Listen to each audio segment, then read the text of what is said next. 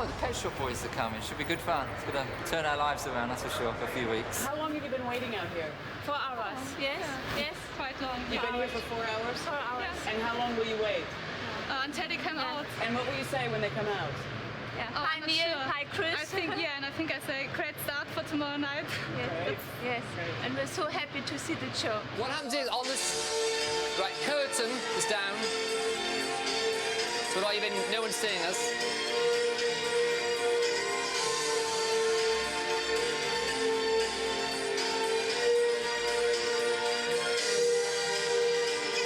Are people allowed to get up and dance in the show? They shouldn't do on the balconies because it's mainly a seated theatre and they should stay, you know, people have to stay in their seats. It's a small building, the stage is quite limited, that we only have a certain number of people that we can perform to each night, and the demand for tickets is quite high. Tomorrow night being the opening night is going to be particularly difficult because, of course, there's lots of family and friends, and then everybody who's associated with the business of the Pet Shop Boys wants to be here to wish them well, when really they would be doing me a big favour by staying away, actually. I've got no problems. Everything going fine? Absolutely Everything's fine. going smoothly? Yeah, fine. Yeah. So what's your job? I'm the production manager. And what does that involve? Looking after everybody in there, really. Looking after the stage, making sure everything that happens on stage happens the way it should. And is everything happening as it should at the moment? It could be misread that it's not. By the opening night, we should be bored. Are you worried about tomorrow night? You pressure I don't give a shit, actually. Streets are gleaming. I was even dreaming that the page would go. I don't know, I've always wanted to be in the West End, having name it in lights, and no one's ever done it. We always try to do something that no group's ever done before, and there's no pop group ever played, even this is only 2.5 weeks, a limited season in the West End. What they do in the theatre is they all hold hands and then they go like that, and then they go like that, don't they? They do that, don't they? Actors. They do. When's the curtain rehearsal? 'Cause I know what happens. We do that in the dress rehearsal. We do it in the technical rehearsal, and then you do it in the dress rehearsal. OK, fine. So anyway, okay, the curtain comes down then. We could pop out the curtain and just give one last wave and then sneak back. So what happens? Neil, well, I'm going to do it anyway. I think you'll find that when the curtain goes down, on that time there'll be hats and coats time. You, me, and Sylvia can do We do the bow. the Simon Callow painted. The Simon Callow bow. And then you got to clap the audience. That always must want to throw. No, really, it was all you. What was it that woman said on... I would just like to thank you all for going to my lovely little show. Thank you, and I love you all. Yeah, thank you, and I love That's you all. it. Mwah! Main backing vocals are live, keyboards, some of the keyboards are live, acoustic guitars are live. And this isn't pre-mixed, so that depending on which bits are being played live, this can be rebalanced as well. And also because it's not the same as just playing a CD in your living room. Quite. While we're on this CD, can we just play before? Because on this, the lead line and the chord thing definitely need to be... the first track? First track, yeah.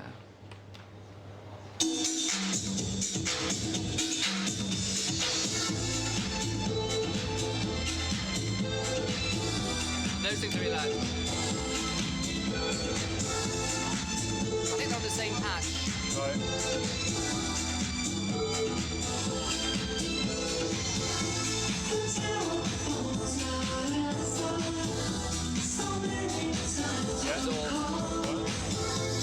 Great. Okie doke. Good, man. How much of the music in the show is pre-recorded? Pre-record is possibly not the best word, but 99, nearly everything. Everything apart from what Chris and Neil play.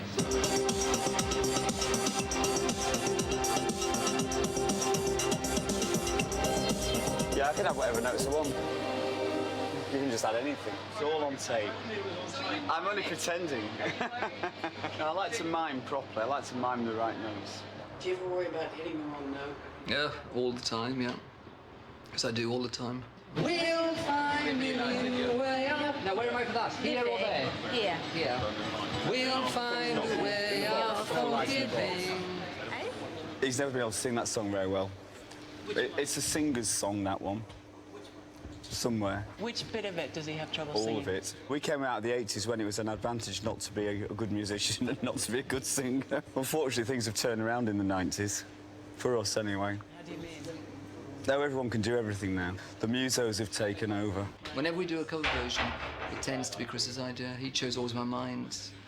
Streets Have No Name, etc. He chose them all. It's a backstage drama. I've always liked a backstage drama. Sometimes quite interesting. It's actually the same theme as Go West. It's about. You look at your eyes in the mirror for 1 second. It's about finding promised land. It's one of the constant themes of pop music, actually. You know, escaping from. So many pop songs come out of being fed up with an urban situation, with violence and chaos and prejudice. And Go West is one of those kind of songs. And Somewhere is one of those kind of songs. So I think the word West is quite important for us, because two of our biggest hits are West End Girls and Go West, and this is from West Side Story. You're in the West End. We're in the West End now. And the first name for our group was West End. Really? Before we were called the Pet Shop Boys, we were called West End. When we first had a demo tape, it said West End. Welcome to London's fabulous, world-renowned Savoy Theatre. Here we are in the beautiful box office of the Savoy. Apparently they use the world's entire supply of silver leaf. Going downstairs towards the theatre, which is underground, which is very unusual. I suppose it's something to do with the noise, because we have the Savoy Hotel just next door. Very posh, you know. This is the bar area. Here we have gentlemen, if you want gentlemen. Yeah.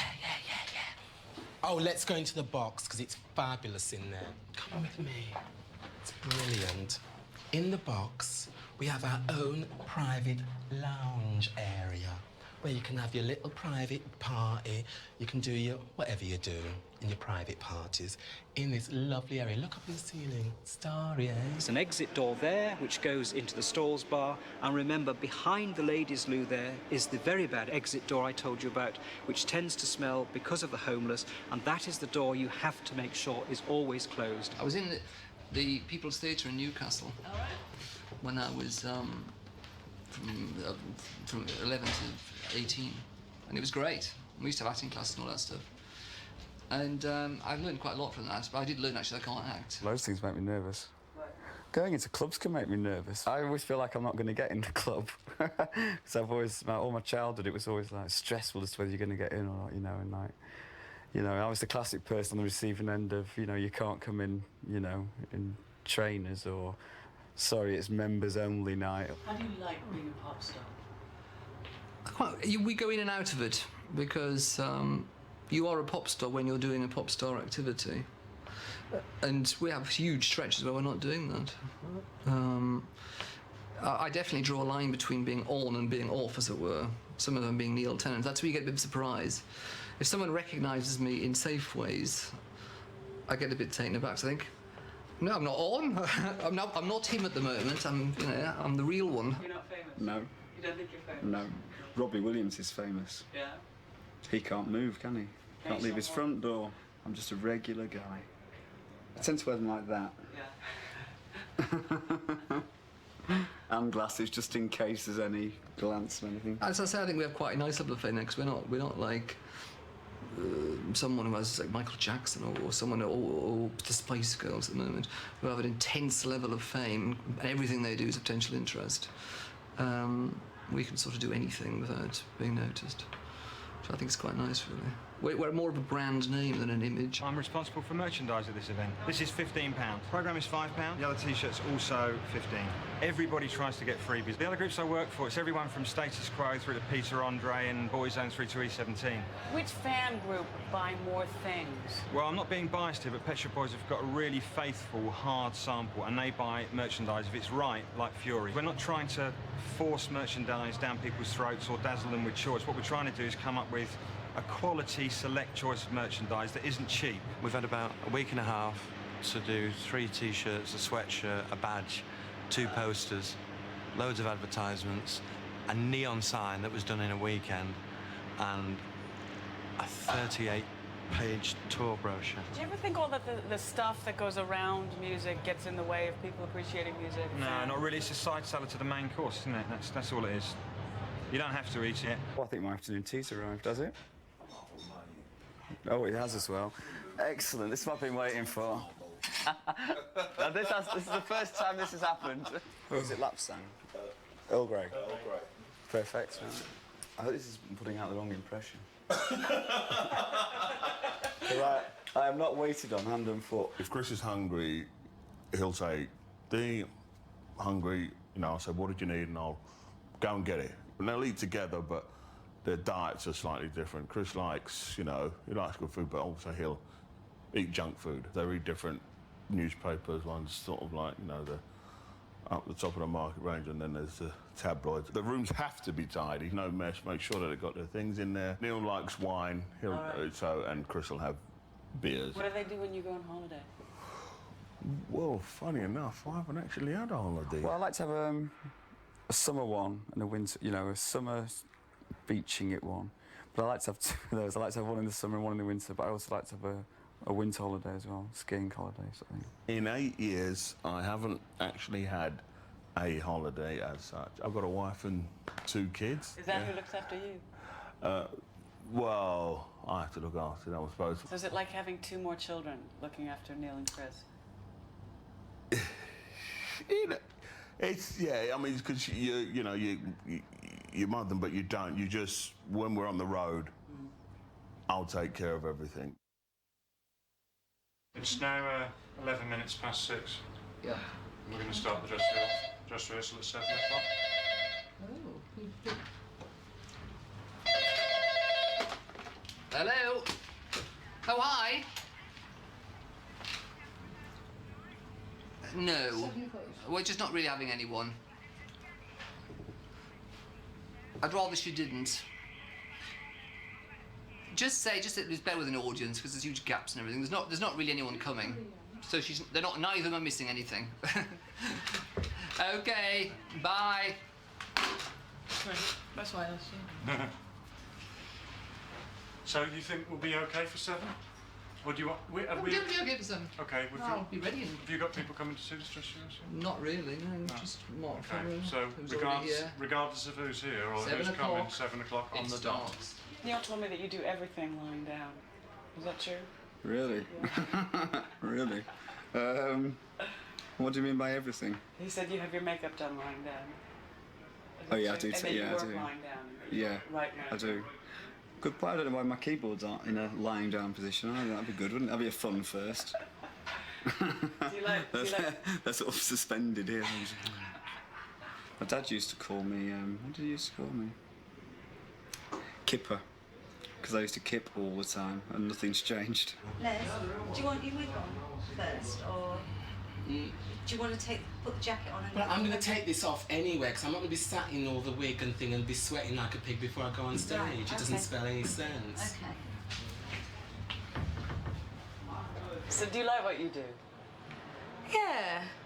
Yeah. Oh, sometimes you get a bit fed up because I've been doing it for so long. But What do you get fed up with?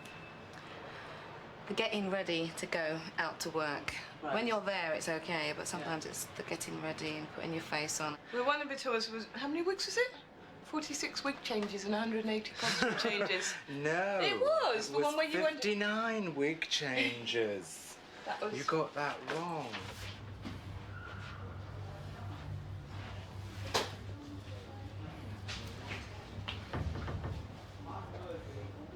See, I'm not even practiced taking this off. No, I haven't done gloves.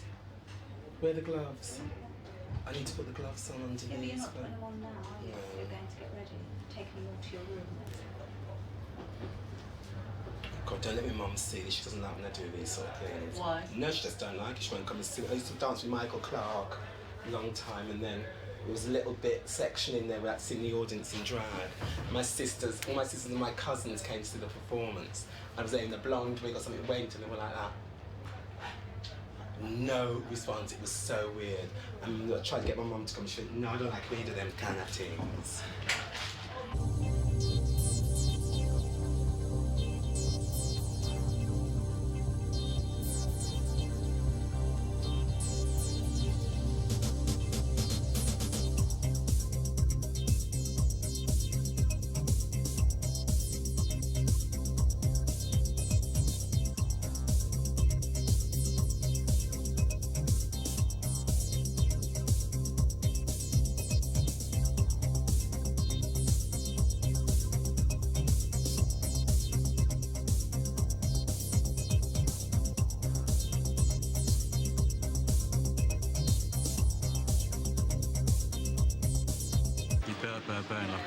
is still not there, for instance? The locus fitness thing's not there because I know I have to do all my cues by sheer instinct. No, I know, because you were struggling on that, and because you didn't have any of those. I didn't have any of the noises that comes up to let you know where you are. Yeah. It's the same flipping chords just going round and round. No, I said to Bevan to turn it up, thinking that's what it was, the problem, she couldn't hear it. And when Neil came off, he said, oh, it's too loud, so we'll have to mention it to him. Like I said, I still think Robbie's still working on a few things. I don't think, obviously in a dress rehearsal situation, Robbie still feels he's in a position that he can pull down darts. Well, I would have thugh that's precisely what he wouldn't think in a dress rehearsal, because it's a dress rehearsal. Good glasses these, aren't they? Philip Stark. We're here all day. All right. So we are still working on things, and obviously we're still running all of that gear all day before you come, Good, okay. But we'll just have to trust. Difficult words.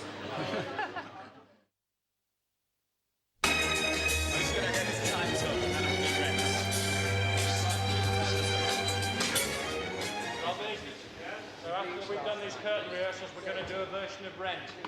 Acoustic, yeah? You're very booky, but you're in a strange job. It's not that you're a strange person. It's got nothing to do with it. You're frankly bizarre. Do you ever have arguments? Not arguments, really. Are they? We have the occasional scene. Yeah, but it's not really an argument. It's just Neil can never admit he's wrong about anything. He's got a real problem. Chris unfortunately has the same problem. Neil's just too erudite for me. Should help if I knew what it meant. Neil? Sorry.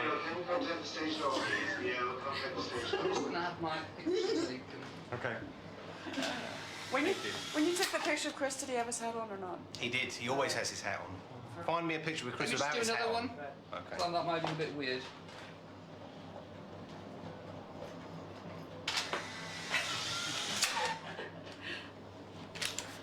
It's not worth even laminating. No, okay. No, let's give it to tear up. Oh, yeah, you can't have Chris smiling.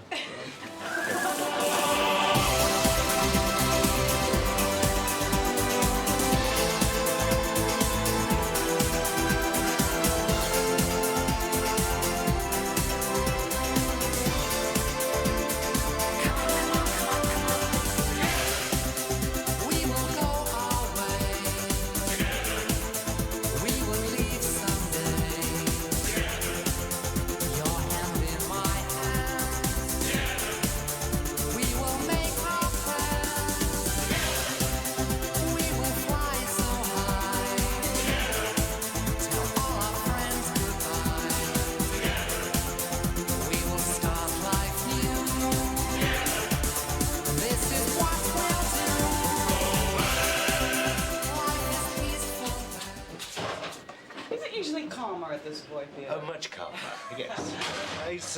Well, it was very calm last time because we only had one person in the show, The Importance of Being Oscar, with Simon Callow, so it was very calm. So this is much more exciting and the time passes much quicker. I say, good evening, ladies and gentlemen. Tonight's concert will commence at 8 o'clock. There will be one interval of 20 minutes, and may I remind you that the Savoy Theatre operates a no-smoking policy, and smoking is prohibited in all parts of the theatre.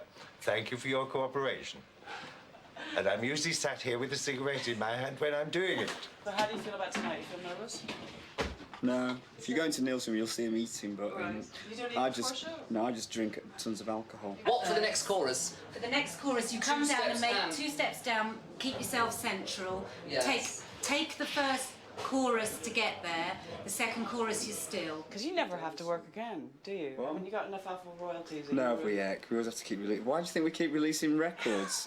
It's not because we want to. It's not because we enjoy making music. It's because because every time we go to our accountants, we've always got the same amount of money in the bank. It's like, can't we just stop at this point, sort of get the advance and then stop, and then you'd be better off. But it's always whittled down by the time so you have to release another one. Would you prefer to stop? I wouldn't mind stopping for about 5 years or something. But then you've got to come back then, that's even worse. Oh, look who's arrived. Look at this. I've got some of your flowers. I've got some of your... Actually, none of mine are to me, they're all to both of us. But there's another one there, look, just to you as well. What's wrong? It's completely paranoid. Very paranoid. What's he paranoid about? He's saying no one sent him any flowers. In fact, there's now 2 lots linked to him.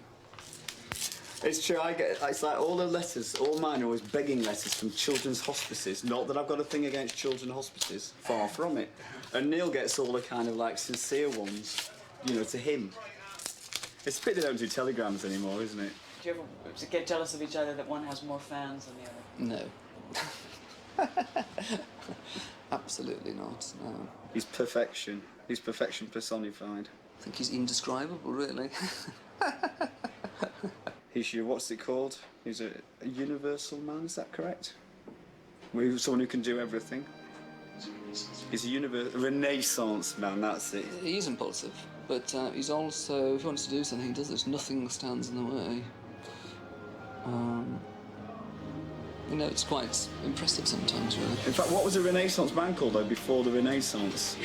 See, what was he called then? He was probably called the Universal Man. In fact, he was, because it was Greek.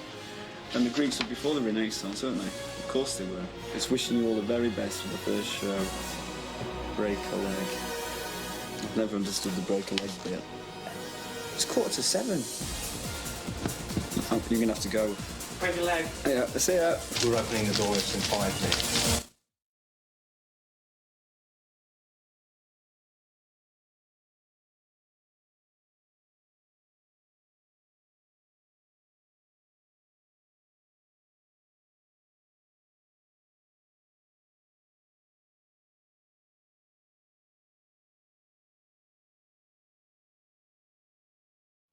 I always think I never ever in my life intended to do anything like this, and here I am.